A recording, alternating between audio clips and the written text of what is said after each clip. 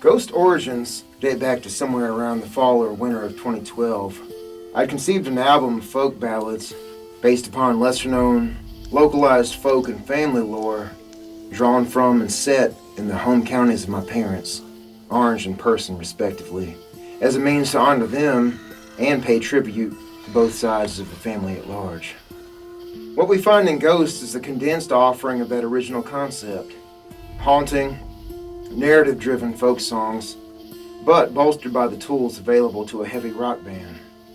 The stylistic choices were informed as much by the likes of artists like Arboria, Marissa Nadler, Leonard Cohen, and Townes Van Zandt, as by bands like Baroness, Price, and As Cities Burn.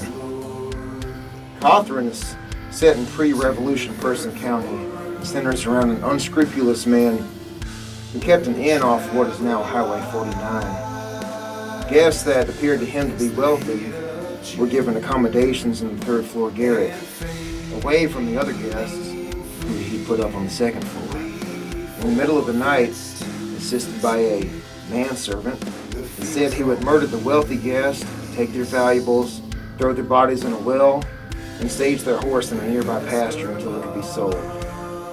Until the abandoned inn was demolished in the 1960s. Legend says that candlelight could be observed moving up and down the stairs, and galloping hooves could be heard in the dead of the night. It's also been stated that the paved road that was laid over the spot where the well had been needed frequent maintenance as the asphalt would continually sink in. Catamount was my way of preserving a story that my great-grandmother had told me about how when she was a young girl, she and her father and the two family dogs had gone raccoon hunting one night in the vicinity of Hillsboro. After a long while of being separated from the dogs and not hearing them signal, they called and searched for the animals. Eventually, they located the male dog, who seemed stricken with terror and lived out the rest of his days, never recovering his spirit.